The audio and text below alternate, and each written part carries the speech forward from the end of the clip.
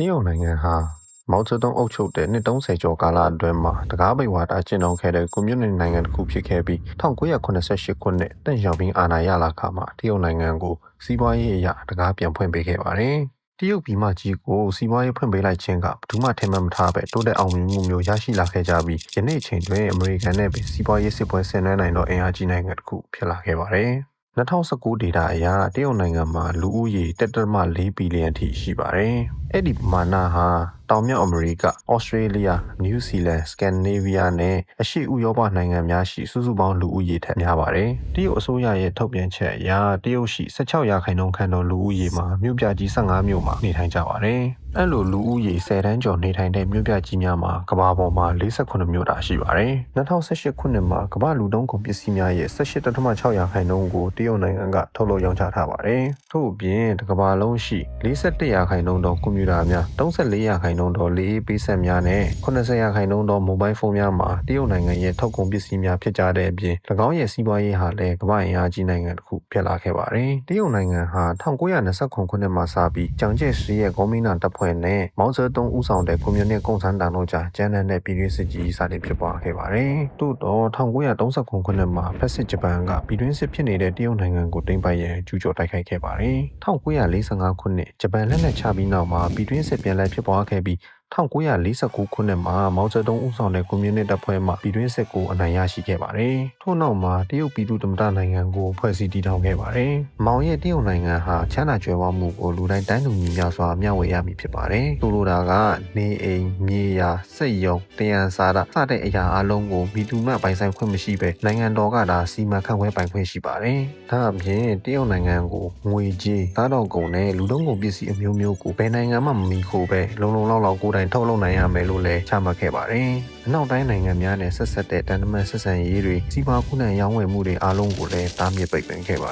ယ်။ဒီလိုနဲ့တရုတ်နိုင်ငံနဲ့သူ့ရဲ့942တန်းသောပြည်သူတို့ဟာတစ်ကမ္ဘာလုံးနဲ့အဆက်အသွယ်ပြတ်တောက်ခဲ့ပါတယ်။အဲ့ဒီနောက်မှာမောင်ဇေတုံးကသူနဲ့တဘောထားမတိုက်ဆိုင်သူများကိုပြန်လည်တင်ကြားရေးစခန်းတို့ပို့ဆောင်ခဲ့ပြီးရှေးယူဆရှေးရိုးရာရှေးအကျင့်ရှေးအတွေးခေါ်များတိုက်ဖျက်ရေး Cultural Revolution ကိုလည်းဖော်ဆောင်ခဲ့ပါတယ်။1960ပြည့်နှစ်မှာတရုတ်နိုင်ငံရဲ့ GDP မှာ59ဘီလီယံခန့်ရှိခဲ့ပြီးအမေရိကန်ရဲ့ GDP မှာ943ဘီလီယံခန့်ရှိနေခဲ့ပါတယ်။1986ခုနှစ်မောင်ဇေတုံးတည်သွားပြီးနောက်မှာတရုတ်ကွန်မြူနတီပါတီခေါင်းဆောင်အဖြစ်တန့်ရှောင်ပြီးမှအာဏာရယူခဲ့ပြီးတရုတ်နိုင်ငံရဲ့စီးပွားရေးမူဝါဒပြုပြင်ပြောင်းလဲပေးခဲ့ပါတယ်။တန့်ရှောင်ပြီးကနိုင်ငံတကာနဲ့စီးပွားကူးသန်းရောင်းဝယ်ရန်အတွက် SEC လို့ခေါ်တဲ့အထူးစီးပွားရေးဆောင်၄ခုကိုစတင်ဖွင့်လှစ်ပေးခဲ့ပြီးတရုတ်နိုင်ငံအတွင်းရှိတခြားသောဒေသများနဲ့မတူတဲ့စီးမြင်စည်းကမ်းများဖြင့်စီးပွားရေးလုပ်ငန်းများလုပ်ကိုင်နိုင်တဲ့အပြင်နောက်တိုင်းနိုင်ငံများတို့လည်းကုန်ပစ္စည်းများတင်ပို့ရောင်းချနိုင်ပြီဖြစ်ပါတယ်။စီးပွားရေးဆောင်အဖြစ်တတ်မှတ်ထားသောနေရာများမှာအရင်တုန်းကအင်ချီအနှဲငယ်နဲ့လေယာစိုက်ခင်းများဖြစ်နေတာရှိနေခဲ့တော့လေနောက်နှစ်အနှဲငယ်အတွင်းမှာပဲတိုးတက်စီကတော့စက်မှုမျိုးပြကြီးများဖြစ်လာခဲ့ကြပါတယ်။ဥပမာပထမဆုံးချမှတ်ခဲ့တော့ထူးစီးပွားရေးဆောင်၄ခုထဲမှာစန်းကျင်လို့ခေါ်တဲ့တန်ဃာရွာတစ်ခုလည်းပါဝင်ပါတ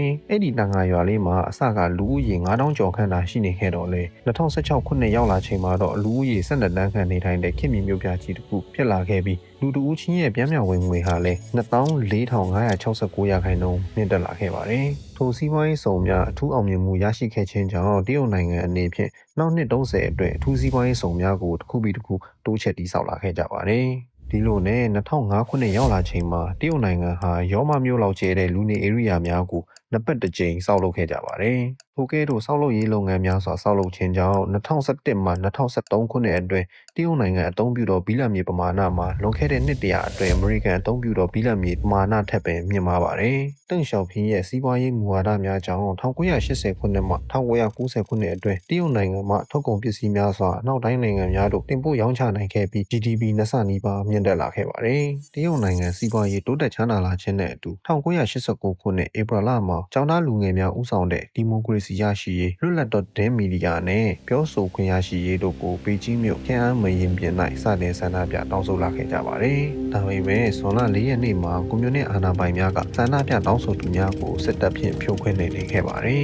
။ထိုဖြစ်စဉ်ကိုခန်းအားမရင်ပြင်မက်စကာဟု၍နိုင်ငံတကာတွင်လူသိများလာခဲ့ပါတယ်။ တရုတ်ကွန်မြူနစ်အစိုးရကဆန္ဒပြဆန့်ကျင်သူတို့ကိုတိုက်ခိုက်နေခဲ့ပေမဲ့အခြားဘက်မှာတော့စီးပွားရေးလုပ်ငန်းများကိုဆက်လက်တိုးချဲ့မြင့်တင်ပေးခဲ့တဲ့အပြင်1990ခုနှစ်ဒီဇင်ဘာလမှာ Shanghai Stock Exchange ကိုဖွင့်လှစ်ပေးခဲ့ပြီးလူနေထိုင်မှုအဆင့်အတန်းနဲ့လောက်ခလာစာတို့ကိုလည်းမြင့်တင်ပေးနိုင်ခဲ့ပါတယ်။နိုင်ငံခြားစီးပွားရေးလုပ်ငန်းများကလည်းလူလက်တန်းစားပေါများလာတော့တရုတ်နိုင်ငံဈေးကွက်တို့အပြိုင်ဆိုင်ဝင်ရောက်လာခဲ့ကြပြီးနိုင်ငံခြားဆိုင်ငံ brand တစ်စိတ်များလည်းခေတ်စားလာခဲ့ကြပါတယ်။ဒါပေမဲ့ဈေးကြီးတဲ့နိုင်ငံခြား brand ကုန်ပစ္စည်းများကိုဝယ်ယူသုံးစွဲရန်တရုတ်နိုင်ငံသားအများစုမတက်နိုင်ကြတော့ကြောင်း brand ကုန်ပစ္စည်းများကိုအတုကော်ပီထုတ်လုပ်တဲ့စက်မှုလုပ်ငန်းများထွန်းကားလာခဲ့ပြီးကမ္ဘာအနှံ့သို့စတင်တင်ပို့ရောင်းချပေးခဲ့ပါတယ်။အဲ့ဒီအတုထုတ်လုပ်တဲ့စက်မှုလုပ်ငန်းများဘလောက်ကျယ်ပြန့်လာခဲ့တယ်လဲဆိုတော့2019ခုနှစ်မှာတရုတ်နိုင်ငံရဲ့ GDP 8%ထိလွှမ်းမိုးထားပါတယ်။2019ခုနှစ်ရဲ့ data အရတစ်ကမ္ဘာလုံးရှိ85%သောကုန်ပစ္စည်းအတုများမှာတရုတ်မှထုတ်လုပ်ရောင်းချထားခြင်းဖြစ်ပါတယ်။ဒုတိယနေရာကိုတူရကီမှရယူထားပြီး3%ခန့်သာထုတ်လုပ်ထားပါတယ်။တရုတ်မှာအများဆုံးကော်ပီထုတ်လုပ်ထားသောကုန်ပစ္စည်း၅မျိုးမှာစမတ်ဖုန်းများ၊ဇိမ်ခံလက်ကိုင်အိတ်များ၊ခြေစည်းဖနက်များ၊ Nike နဲ့ North Face ကဲ့သို့သောအားကစားအဝတ်အစားများနဲ့အလှကုန်ပစ္စည်းများဖြစ်ကြပါတယ်။ထို့နောက်1998ခုနှစ်နိုဝင်ဘာလမှာတရုတ်က World Trade Organization ဖွဲ့ဝင်နိုင်ငံတစ်ခုဖြစ်လာခဲ့ပြီး၎င်းရဲ့ GDP မှာလည်းဒေါ်လာ1 trillion အထိမြင့်တက်လာခဲ့ပါတယ်။9 trillion ထိရှိသောအမေရိကန်စီးပွားရေးကိုရှင်လို့မရသေးပေမဲ့တရုတ်နိုင်ငံစီးပွားရေးမှာကမ္ဘာအကြီးမားဆုံးသောစီးပွားရေးနိုင်ငံတစ်ခုအဖြစ်ရပ်တည်လာနိုင်ခဲ့ပြီဖြစ်ပါတယ်။2008ခုနှစ်ကမ္ဘာ့ဘဏ္ဍာရေးအကျပ်တဲကာလအတွင်းမှာအနောက်တိုင်းနိုင်ငံများသို့တင်ပို့ရောင်းချရသောကုန်ပစ္စည်းများနှဲပါလာခြင်းကြောင့်တရုတ်စက်ရုံများစွာပိတ်သိမ်းခဲ့ရပါတယ်။ဒါပေမဲ့အရာအလုံးကိုကွန်မြူနစ်အစိုးရမှထိန်းချုပ်ထားသောတရုတ်နိုင်ငံအတွက်ဒေသခံစီးပွားရေးလုပ်ငန်းများကိုကူညီရန်ဒေါ်လာ986ဘီလီယံထောက်ပံ့ပေးခဲ့ပြီးစက်မှုလုပ်ငန်းများကိုလည်းနိုင်ငံခြားပို့ကုန်ပစ္စည်းအစားပြည်တွင်းသုံးကုန်ပစ္စည်းများအဖြစ်ပြောင်းလဲထုတ်လုပ်စေခဲ့ပြီးအကျပ်တဲကာလကိုအောင်မြင်စွာကျော်ဖြတ်နိုင်ခဲ့ပါတယ်။တရုတ်နိုင်ငံတိုးတက်ချမ်းသာလာခြင်းနဲ့အတူကွန်မြူနစ်ခေါင်းဆောင်များကလည်း၎င်းတို့၏ဩဇာလွှမ်းမိုးမှုများတိုးချဲ့လာနိုင်ရန်အတွက်နိုင်ငံခြားယင်းနှိမ့်မြုပ်နှံမှုစီမံကိန်းများစတင်လှုပ်ဆောင်လာခဲ့ကြပါတယ်။ထို့ထဲတွင်အထင်ကြီးဖြစ်ဆုံးနဲ့အကြီးမားဆုံးသောစီမံကိန်းကြီးမှာခေါင်းဆောင်တစ်ရှီကျင့်ဖျင်ရဲ့Belt and Road Initiative လို့ခေါ်တဲ့ပိုလန်မှာစီမံကိန်းကြီးပင်ဖြစ်ပါတယ်။ဥပမာတရုတ်ကမ်းဆက်မြို့ရီဝူကနေလန်ဒန်မြို့ထိချိတ်ဆက်ထားတဲ့ကီလိုမီတာ12000ကျော်ရှည်လျားတဲ့ရထားလမ်းကြောင်းတစ်ခုလည်းပါဝင်တဲ့အပြင်တရုတ်နိုင်ငံအရှေ့ပိုင်းဒေသနဲ့ပါကစ္စတန်ရင်းနှီးစိတ်ကမ်းတို့ချိတ်ဆက်ထားတဲ့ကြီးမားတဲ့ highway လမ်းမများလည်းပါဝင်ပါတယ်။ထို့အပြင်တူမီနစ္စတန်မှအာရှလယ်ပိုင်းတစ်ခုလုံးကိုဖြတ်ပြီးတရုတ်နယ်စပ်တို့ဖြတ်တန်းတွယ်ဆက်ထားတဲ့1833ကီလိုမီတာရှည်လျားတဲ့တဘာဝတပ်ဝင်ပိုင်းလိုင်းတစ်ခုလည်းပါဝင်ပါတယ်။ကျွန်တော်တို့မြန်မာနိုင်ငံမှာဆိုရင်လည်းရခိုင်ပြည်နယ်ကြောက်ဖြူမတဲကျွန်းမှာတရုတ်နိုင်ငံခွန်းမင်တို့တွယ်ဆက်ထားတဲ့ကီလိုမီတာ990ရှည်လျားတဲ့ရေနံတဘာဝတပ်ငွေပိုက်လိုင်းလည်းပါဝင်ပါတယ်။ဒီပိုးလမ်းမစီမံကိန်းကြီးများကြောင့်တရုတ်နိုင်ငံရဲ့ဩဇာလွှမ်းမိုးမှုမှာကမ္ဘာအနှံ့တွင်လင်းမြန်စွာပြန့်နှံ့လာစေခဲ့ပြီး၎င်းရဲ့ GDP မှာလည်း2018ခုနှစ်မှာ73.6 trillion ထိမြင့်တက်လာခဲ့ပါတယ်။2024ခုနှစ်မှာတရုတ်နိုင်ငံရဲ့ GDP မှာ18.9 trillion ထိရှိခဲ့ပြီးအမေရိကန်မှာ29.2 trillion ခန့်ရှိခဲ့ပါတယ်။မကြာခင်နှစ်များမှာ